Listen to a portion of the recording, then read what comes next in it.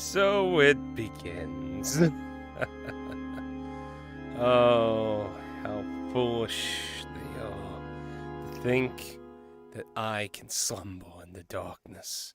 But I will not hide in madness no more.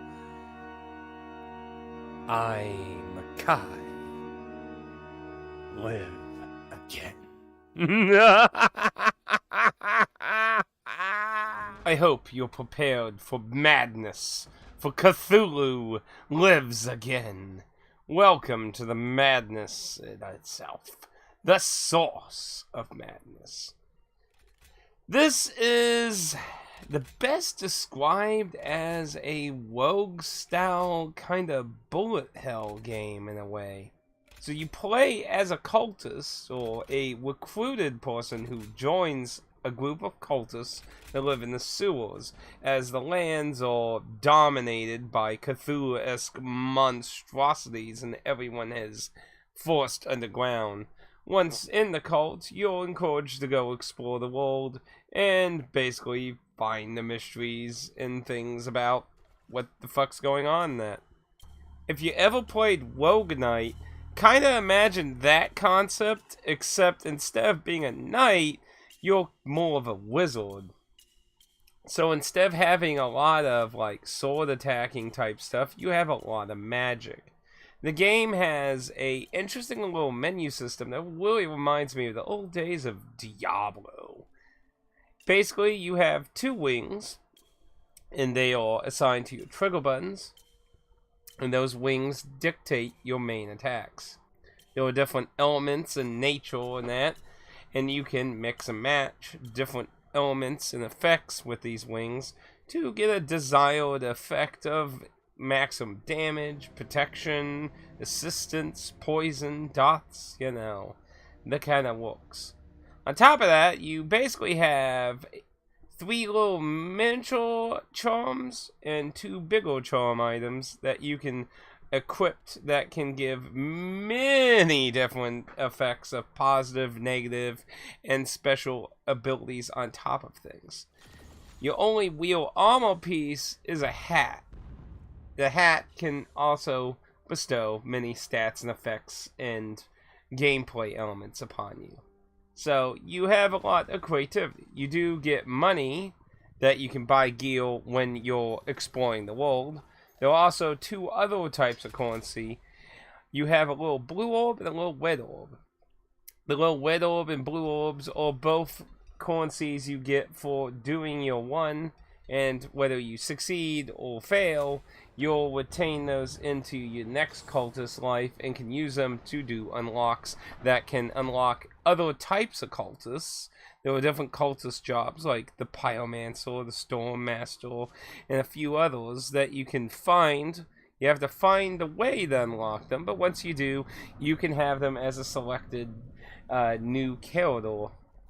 Along with that, you can get other things that buff your character's abilities, do effects to different types of wings, unlock new types of wings, make better loot spawn in the world, and other things like that. The system has a kind of a Dark Souls-esque healing system where you have a flask, and your only time to fill it is in between stages.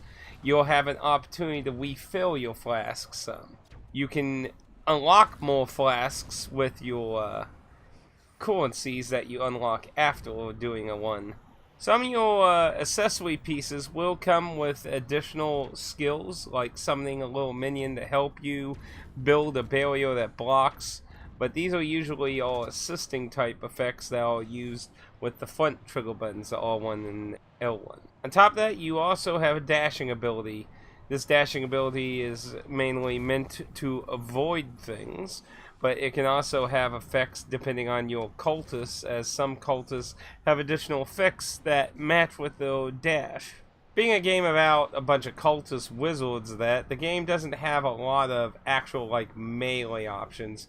Almost 90% of everything is very range based. But there are a few options for close range things, but generally I don't recommend them personally. Now, there were several areas in the game, but there were basically mainly 3 main bosses with a few side things you can also find. You can't stick to the same cultists for the whole entire game. When on the field in combat, basically you can jump and dash around the environment, and you use the white analog stick to aim well around your character you want to shoot. Some attacks have a charge up skill that you can also do and build up a more powerful version of what it is.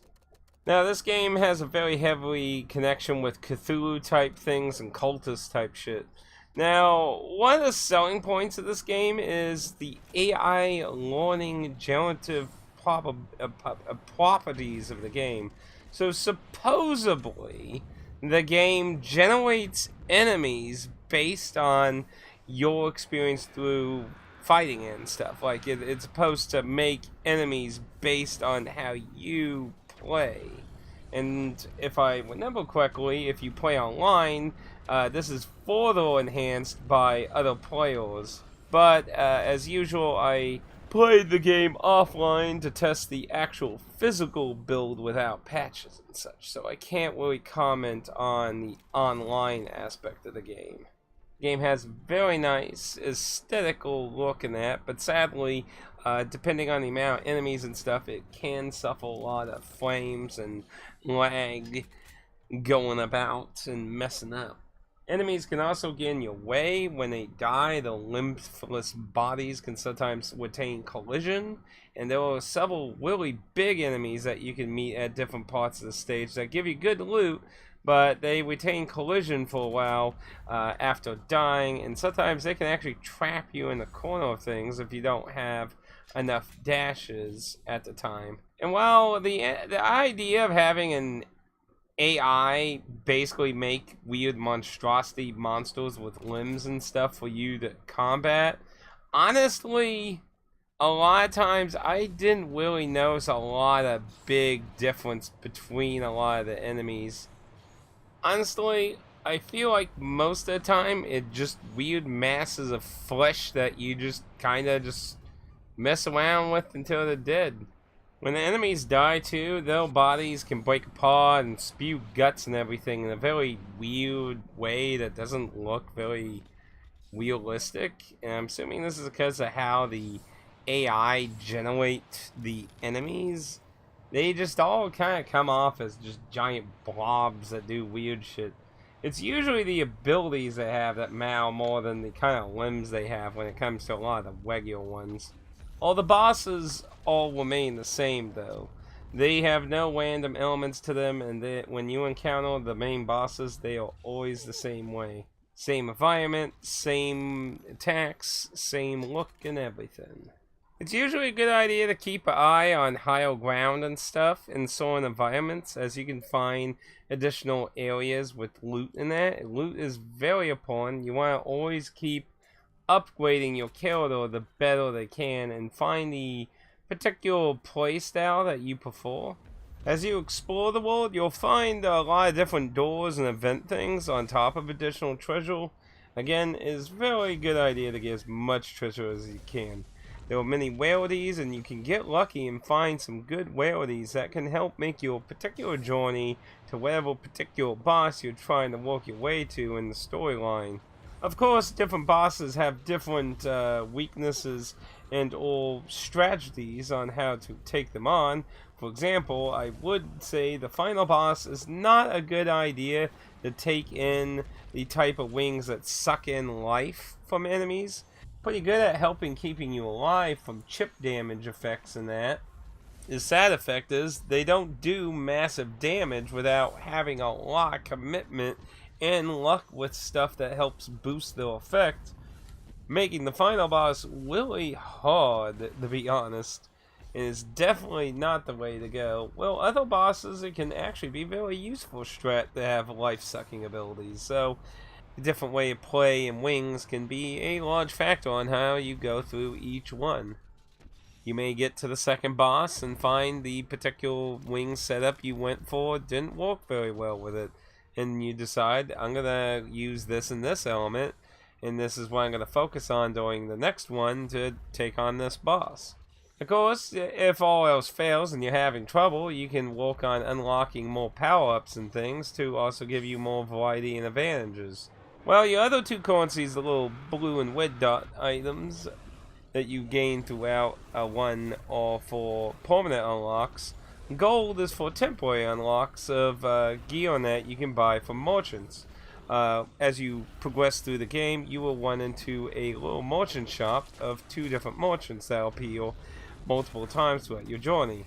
It's always a good idea to check what these two are selling.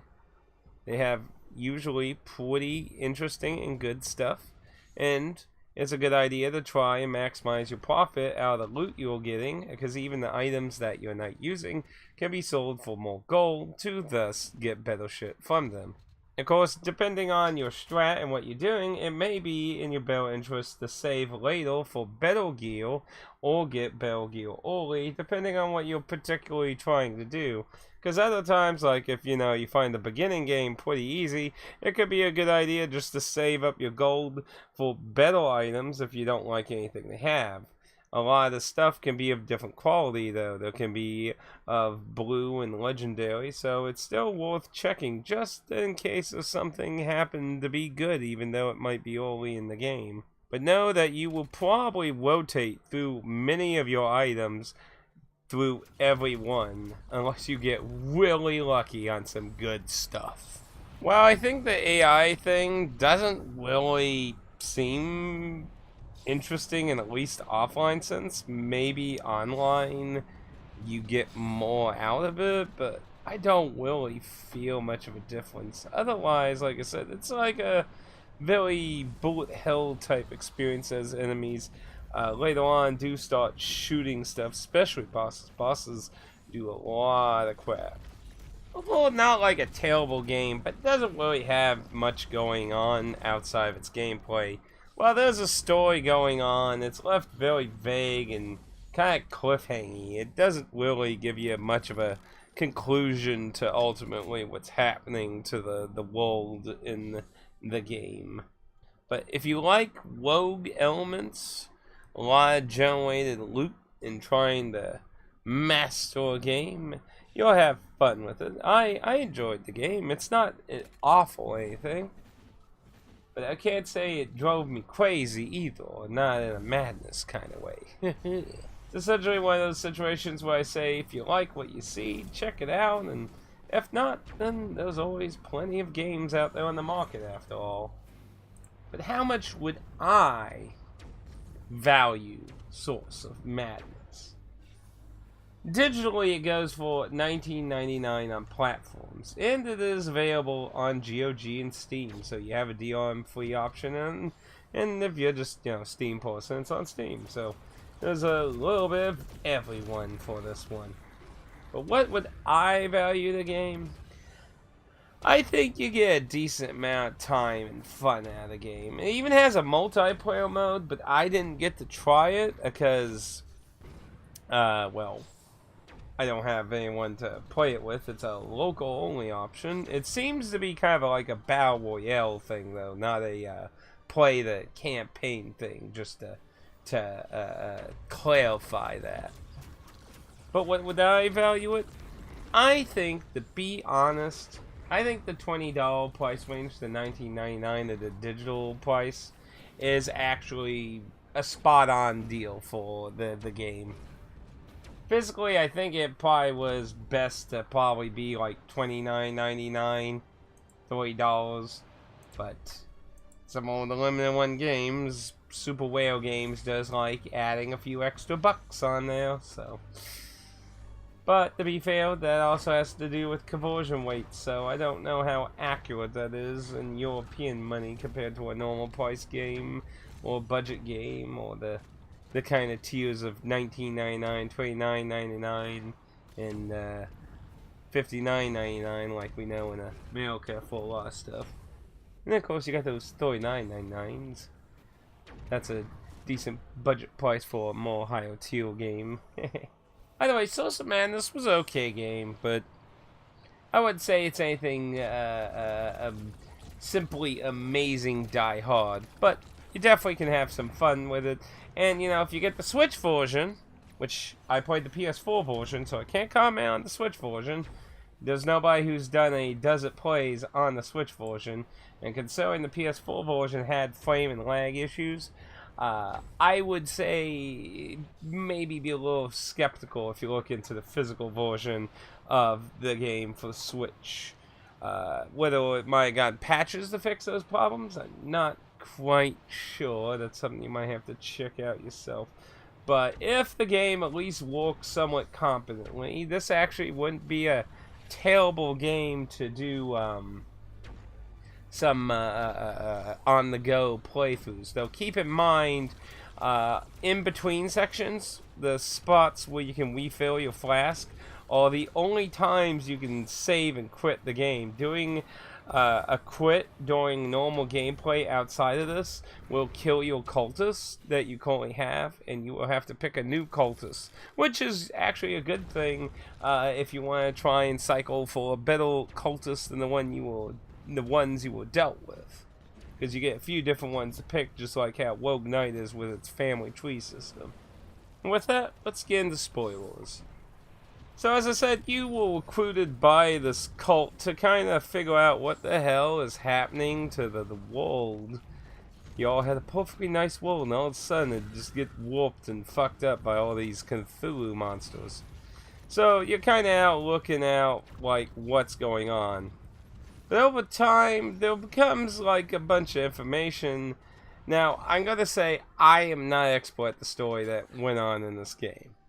A lot of things are left pretty vague, but it seems like there's a possibility there can be some connections to founding members of the cult, and that each cultist that goes up against one of the main bosses does not come back even if they win that boss fight. They are lost to the madness. And essentially beating the final boss, the quote, the source of madness, again, the cultist isn't recovered and vagueness is left. Now what's interesting, I did mention, like, I don't recommend bringing health draining type attacks to the final boss, and that's because it's timed. The final boss is a timed fight, so if you don't kill it fast enough, you'll get the bad ending, which also ends abruptly. Overall, the game's lore is really left to a bunch of, well, weird cultist type activities. You can learn additional stuff in the hub area where you unlock stuff. There are a number of cultists you can talk to, and some of them hint and give ideas of things going on. But overall, a lot of things are left pretty vague in my opinion, and ultimately you don't get a real conclusion. But this is a game I definitely would say leans more on the actual gameplay than delving into the story. And with that, that's pretty much my thoughts on Source of Madness. If you feel like you learned anything interesting about this one, feel free to leave a like, and if you feel like you learned nothing at all, feel free to leave a dislike guilt-free, and until next time, I'll see you somewhere out there in the madness of it all.